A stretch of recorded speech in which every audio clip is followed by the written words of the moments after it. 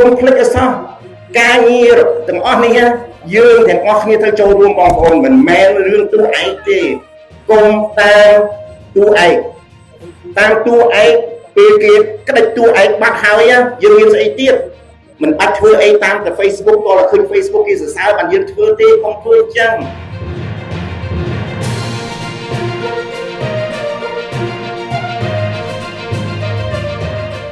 ជីវិតរបស់យើងគឺជាការធ្វើដំណើរ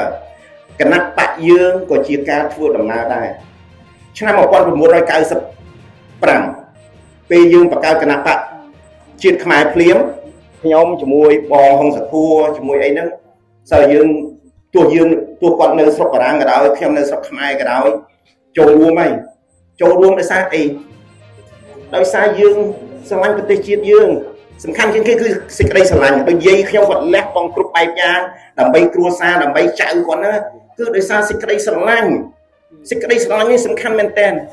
ហើយពួកយើងចូលរួមក្នុងគណៈបកនយោបាយដោយសារសេចក្តីស្រឡាញ់ប្រទេសជាតិយើងដោយសារយើងស្រឡាញ់សង្គមយើងចង់បានសង្គមមួយដែលថឹងថ្កើងដែលល្អប្រសើរដែលមានយុត្តិធម៌សង្គមដែលមានភាពថ្លៃថ្នូរពេលនេះយើងមិនទាន់ទៅដល់នោះទេបានអញ្ចឹងយើងខំតស៊ូអញ្ចឹងឆ្នាំ1995យើងធ្វើដំណើរ1995យើងចូលរួមបង្កើតគណៈបកមួយឈ្មោះគណៈបកជាតិខ្មែរយើងធ្វើដំណើរក៏ប៉ុន្តែមានឧបសគ្គធ្វើឲ្យយើងរាំងស្ទះតើយើងថយក្រោយគឺយើងបន្តទៅមុខទៀតយើងថាអត់អីទេគណៈបកនឹងមនុស្សនៅដដែលតែយើងត្រូវដូរឈ្មោះចេញពីគណៈបកជាតិខ្មែរមកគណៈបកសំរងស៊ីភ្លើងទៀនគណៈបកពេលនោះឈ្មោះគណៈបកសំរងស៊ីយើងធ្វើដំណើរទៅទៀតឧបសគ្គយ៉ាងម៉េចក៏ដោយគេគៀបសង្កត់យ៉ាងម៉េចក៏ដោយគេធ្វើបាបធ្វើទុកបុកម្នេញយ៉ាងម៉េចក៏ដោយបងប្អូនសកម្មជនយើងនៅតាមខេត្តនៅតាមមូលដ្ឋានចូលរួមបោះឆ្នោត2022បានតំណែងបានជាក្រុមរក្សាឃុំសង្កាត់មួយចំនួន2027 ការចូលរួមបោះឆ្នោតយើងគិតតែពីរីកប្រជាពលរដ្ឋសកម្មជននៅមូលដ្ឋានគាត់គាំទ្រយើងគាត់ចូលរួមជាមួយយើងដោយគ្រួសារខ្ញុំអញ្ចឹងការចេញពីចំនួនពលពតយាយខ្ញុំម្នាក់ចៅកូនគាត់កូនស្រី2នាក់ចៅគំព្រា5នាក់ដល់ឥឡូវនេះក្នុងគ្រួសារខ្ញុំជាង100នាក់ចេញពីស្រុកខ្មែរតែប្រហែលមិនដល់10នាក់ផងហ្នឹងប៉ុន្តែឥឡូវជិតមកជាង100នាក់ឥឡូវគណៈបកយើងដូចគ្នាយើងអត់ដែលរួមទេគណៈបកយើងរីករហូតទោះជាគណៈបកឈ្មោះជាតិខ្មែរក៏ដោយគណៈបកសំរងស៊ីក៏ដោយដល់ឆ្នាំដល់ឆ្នាំ2017យើងត្រូវដូរមកគណៈបកភ្លើងទៀនពួកយើងនៅតែថែរក្សាឆ្នាំ2012ខ្ញុំខ្លាយទៅជាសមាជិកព្រឹទ្ធសភាអាណត្តិទី3ជាមួយបងហុងសាធួរសម្រាប់គណៈបកភ្លើងគណៈបកសំរងស៊ីពេលនោះគណៈបកសំរងស៊ីចប់អាណត្តិបងហួរគាត់ពីដើមគាត់ប្រធានគណៈកម្មការទី10ខ្ញុំជាលេខាដល់សយអីចៃដន្យអីគេចាប់បងហួរដាក់គុកទាំងអត្ថភ័យឯកសិទ្ធិទាំងអីទៅចូល2ឆ្នាំកន្លះរឿងស្នេហាជាតិតែការងារយើងអត់មានថយទេការងារយើងនៅបន្តទៅមុខរហូតទោះមានឧបសគ្គយ៉ាងម៉េចក៏ដោយមានអ្នកខ្លះចូលគុកមានអ្នកខ្លះរំដោះខ្លួនចេញទៅក្រៅមានអ្នកខ្លះមិនអាចនិយាយបានផ្អាកការងារមួយចំនួនក៏ប៉ុន្តែដូចបង្ហួរជាក់ស្ដែងចេញពីពន្ធនាគារមកចូលរួមជីវិតនយោបាយដូចយើងដែរតែយើងដែរផ្សព្វផ្សាយថាបង្ហួរមនុស្សក្លាហានតួឯងអង្គអាចដែរយើងអត់ដែលទេដោយសារ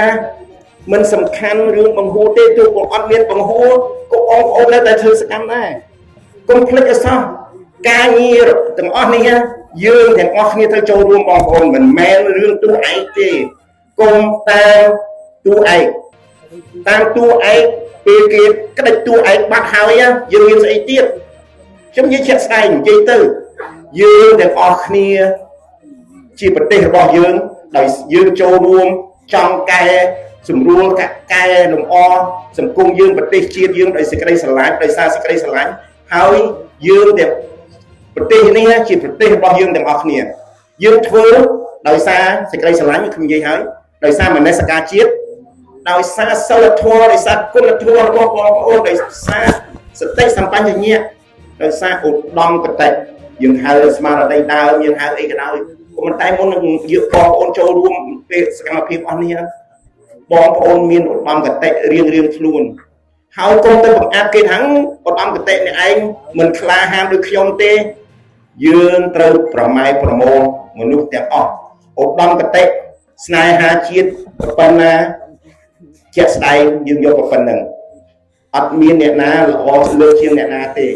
បើសិនជាគេមានអ្នកអួតថាគេឧត្តមគតិគេល្អជាងគេបាទអញ្ជើញក៏ប៉ុន្តែសម្រាប់ពួកយើងមិនមែនរឿងតួឯកមិនមែនរឿងប្រទេសរបស់តែម្នាក់ឯងម្នាក់ទេគឺប្រទេសជាតិរបស់យើងសង្គមរបស់យើងហើយ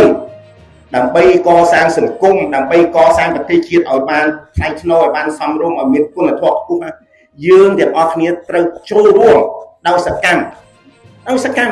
ទូបន្តិចបន្តួចក៏ដោយទូនៅក្នុងផ្ទះយើងមិនមានពីណាមើលឃើញក៏ដោយមិនបាច់ធ្វើអីតាមតែ Facebook តើឃើញ Facebook គេសរសើរបានយើងធ្វើទេកុំធ្វើអញ្ចឹង